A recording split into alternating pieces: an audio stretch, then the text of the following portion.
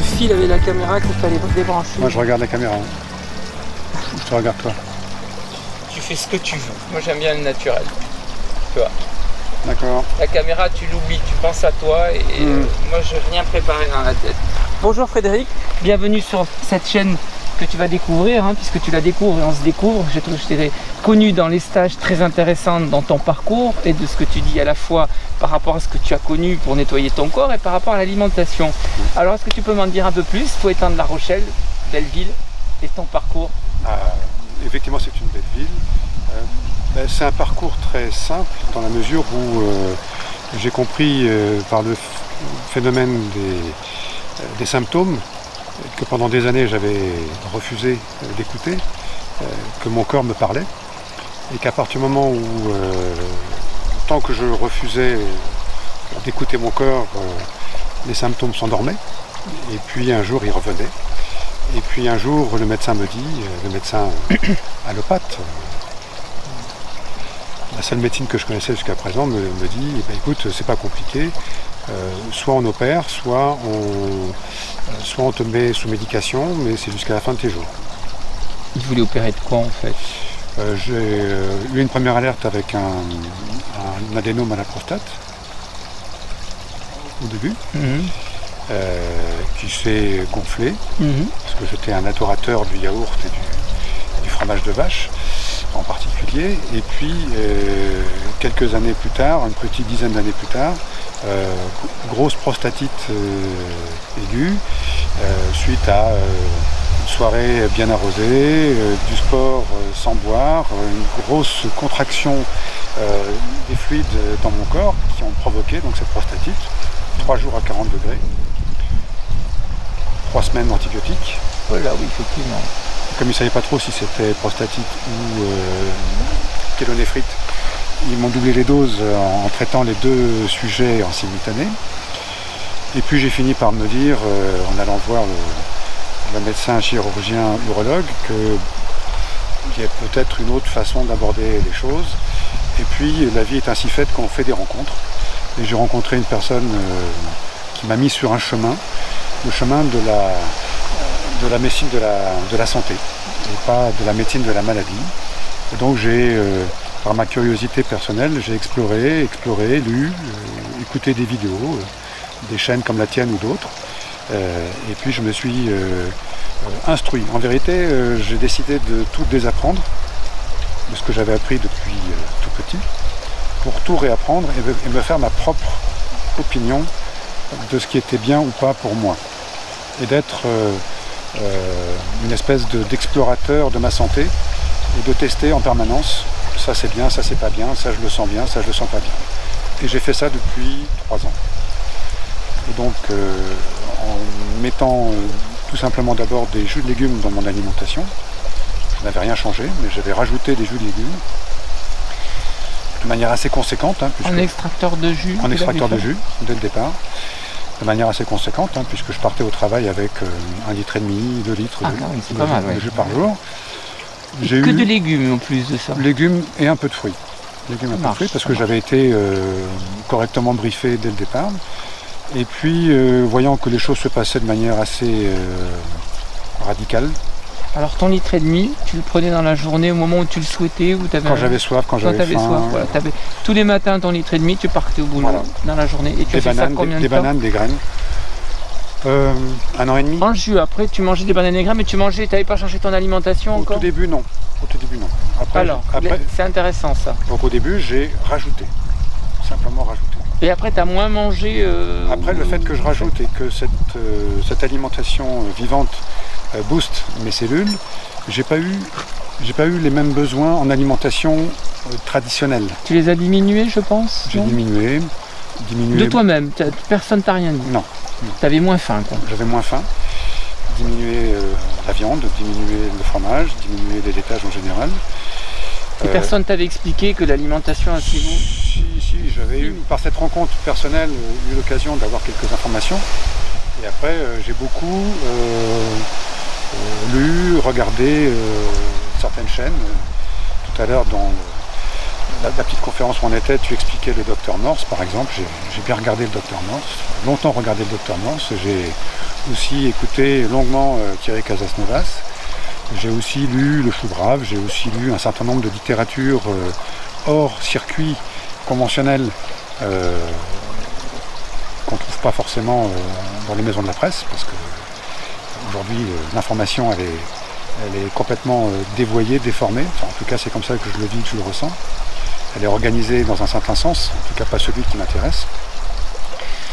Et puis donc j'ai expérimenté, donc effectivement l'alimentation crue, vivante, les jus. Après j'ai rajouté plus d'alimentation crue, j'ai mangé beaucoup moins de viande.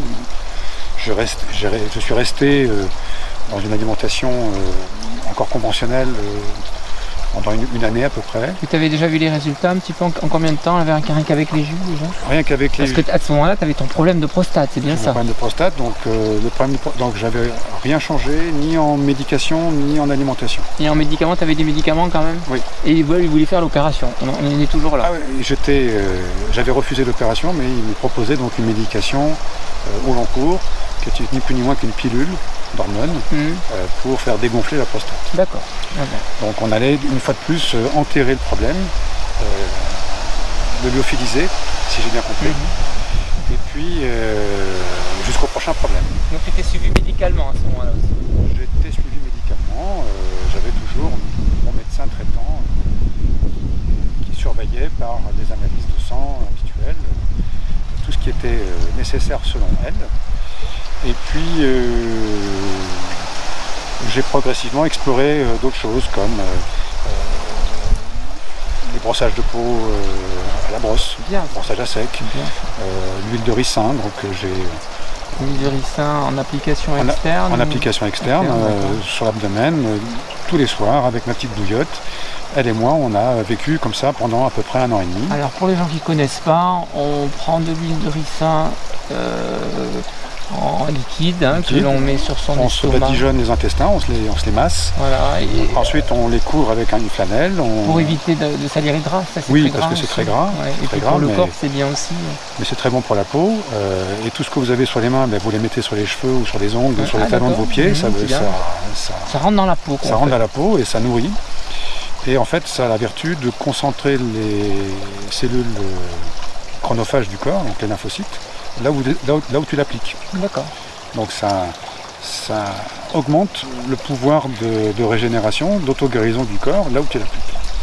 C'est ce que j'ai compris. Je ne suis pas un médecin, mais par contre, les conséquences entre les jus, l'huile de ricin et les brossages de peau, c'est au bout de 3 mois, 10 kg de moins.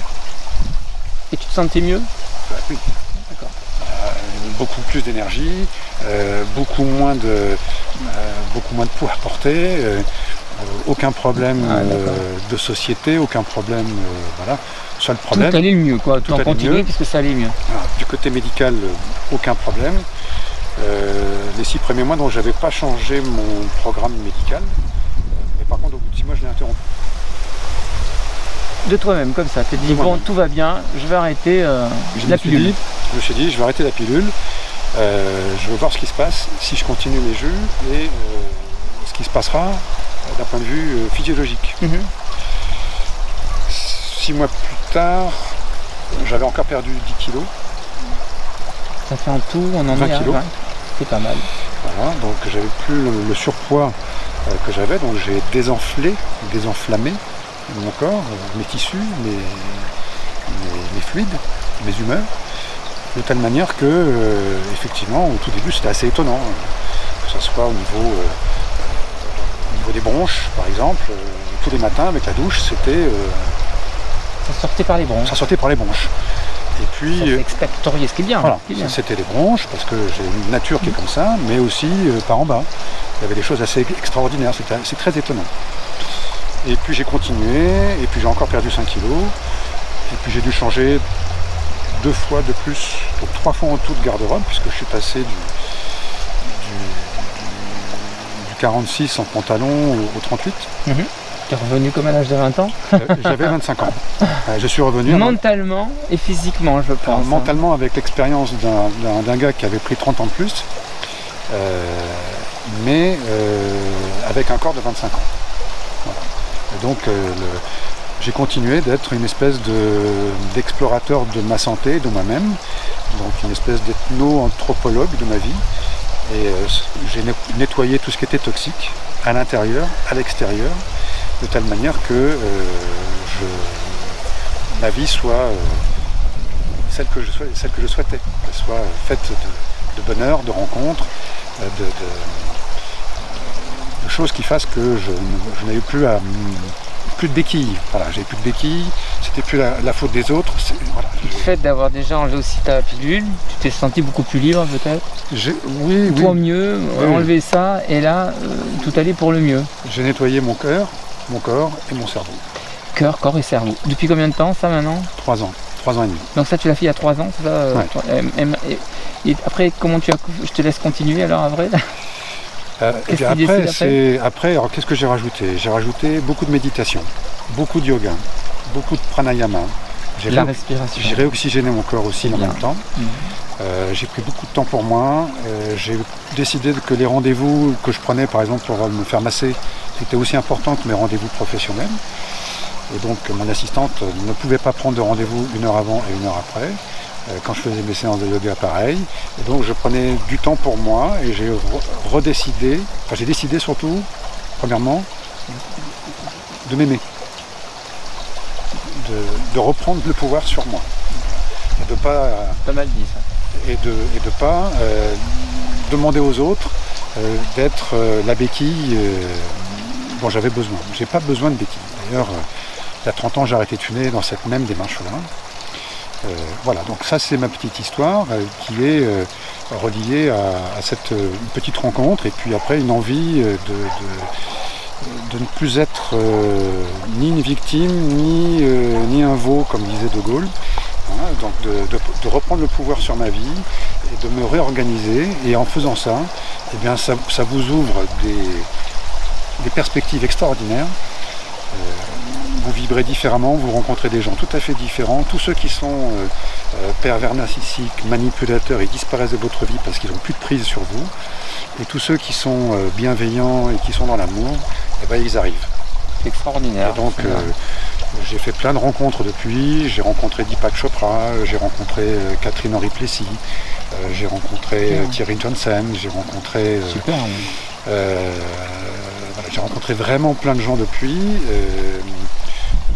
Jean-Christophe Charrier, qui est un médecin un spécialiste à La Rochelle, qui est... comment ça s'appelle c'est un spécialiste extraordinaire aussi. Et donc, au fil des histoires, au fil des rendez-vous, on s'éveille et on va rencontrer des gens. Donc. Et où en est ta prostate après, devant tout ça alors? Eh bien moi aujourd'hui, les problèmes de santé ont disparu. Il n'y a plus rien? Non. Donc toi, le bonheur? Eh ben, d'abord... Tu as continué? D'abord parce que c'est quand même, pour un homme, c'est quand même... la glande masculine, quoi. Et donc c'est un point faible. On sait très bien qu'à partir de l'âge de 25 ans, elle prend 1 gramme par an. Nous le savons, nous les hommes, enfin si on s'informe, mais on peut faire en sorte que ça soit le moins rapide possible. Et donc en simplement changeant 2-3 paramètres de votre vie et changeant 2-3 produits dans votre alimentation, les choses s'améliorent très très vite. Tu continues après tes jus? Ah oui, toujours. Tu ne les quitteras jamais? Non. Et tu fais beaucoup plus légumes, fruits, ou tu restes plus légumes? Toujours légumes. Tu mets légumes, betteraves, carottes? Alors pour les problèmes de prostate, effectivement, betteraves, carottes, fenouil, gingembre, ce que préconise Walker, Dr Walker. Ce que préconise Walker, ce que préconise Morse aussi. Ce que préconise d'autres. Gerson aussi, il y a plein d'autres. Hein. Voilà, mais effectivement... Après, j'ai aussi beaucoup utilisé les huiles essentielles, mais aussi le fait de reprendre le pouvoir sur sa vie, le fait de prendre soin de soi. Déjà, le corps il réagit très différemment.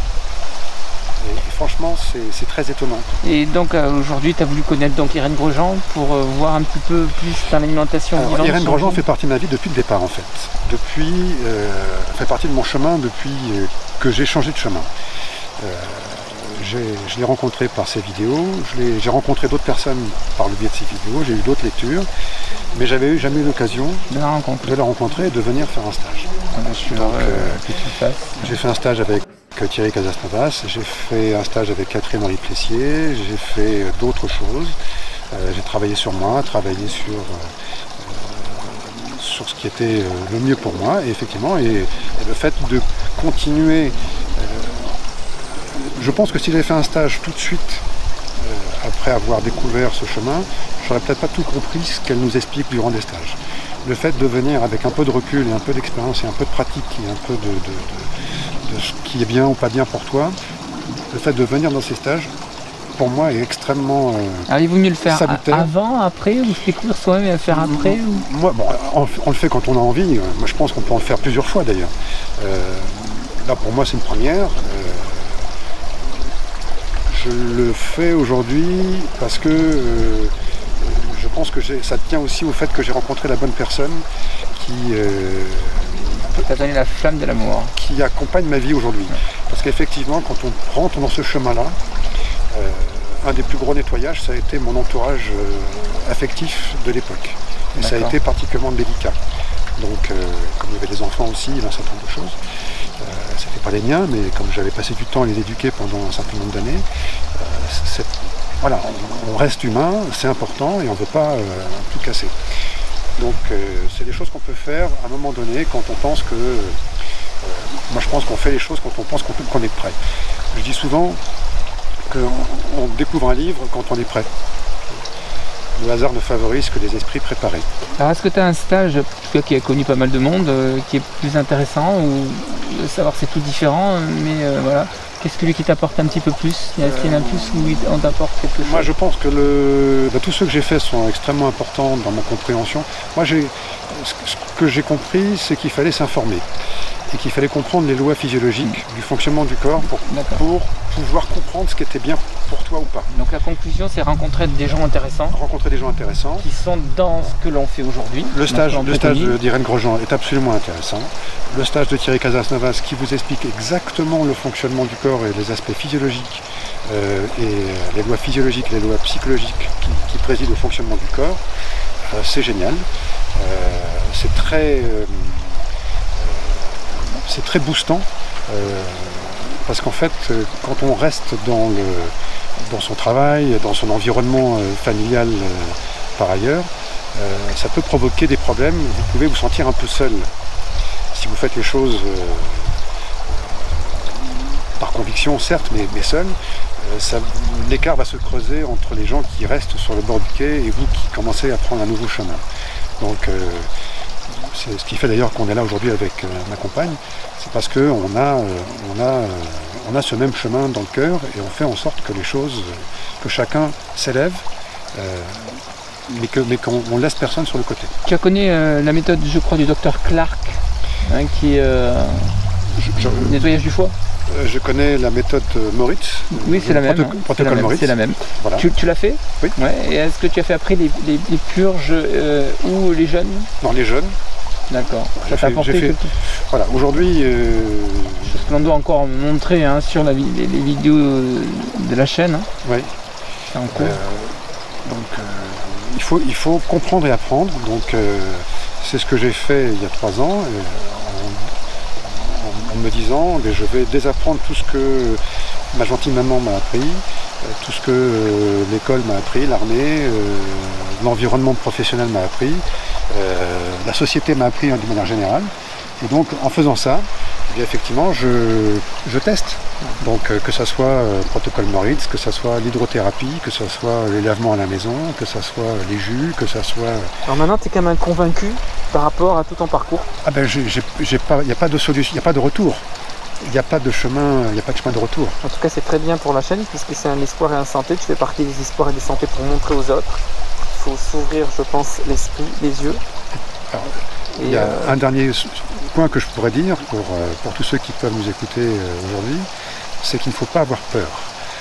Et en fait, le principal frein que j'ai pu rencontrer moi, c'est la peur des autres et cette façon qu'ils ont de vouloir se rassurer en vous déstabilisant. Il faut surtout ne jamais douter. à rencontrer aussi les bonnes personnes pour pouvoir... Oui, mais il faut pas douter, il faut essayer. Parce que bon, on est dans un univers un peu particulier. Aujourd'hui, il y a la médecine traditionnelle et il y a la médecine de santé que pratique Irène Grosjean et d'autres. Mais le système, la société est faite pour qu'on ait peur. Et que va pratiquer aussi notre chaîne très prochainement dans les années futures. Voilà. À la façon d'Irène. Merci beaucoup Frédéric. Je te remercie aussi beaucoup. Et ça sera un laissé plaisir. Le temps de présenter mon expérience. Avec grand plaisir, je te fais la bise. Tous les gens de la chaîne, c'est des gens extraordinaires comme toi, ça fait un plaisir. Merci beaucoup. Voilà, très bien. Alors dis-moi, comment tu t'appelles? Maëlys, tu as quel âge? Et tu as mangé 3 jours de vivant. Et là tu as aimé apparemment la pizza, c'est ça cru? C'est bon ça. Et le Schamburger, tu as aimé? Oui. C'est trop bon. Alors comment tu trouves?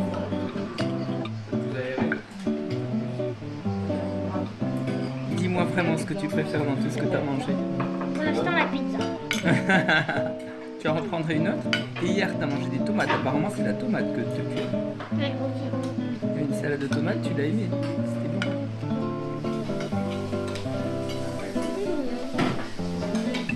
Ça, ce sont des... Et Maëlys, bravo. Merci à toi.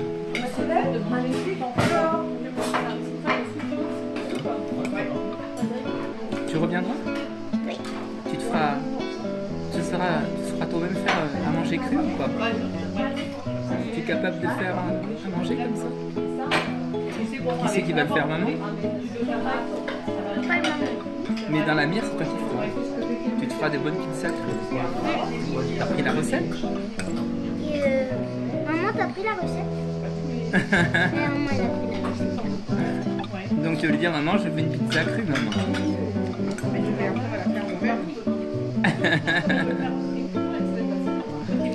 Et tu l'as pas encore goûté, dis-moi, maman, la pizza crue. Si moi j'aime, maman, tu aimes.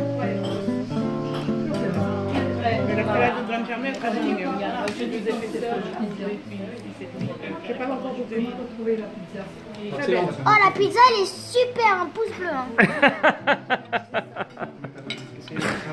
Super, un pouce bleu. Celle-là, elle est vivante. Elle va prendre vivante. T'as ton assiette, Philippe? Non. Merci. Tu mets ça sur YouTube, non? Oui, c'est pour ça que je te dis que tu seras sur YouTube. Je dirai à ta maman quand il sera. Parce que tu es trop belle et que je veux que tu sois sur YouTube. Je t'adore. Tu veux pas? Tu vas être à la télévision et sache que qui c'est qui va te voir sur mon YouTube? Sophie Marceau et Mylène Farmer que je connais. Et Marie-Sophie, elle. Erwan Nantéo, il y a plein de monde. On va être content de t'avoir. Merci à toi Maëlys. À bientôt.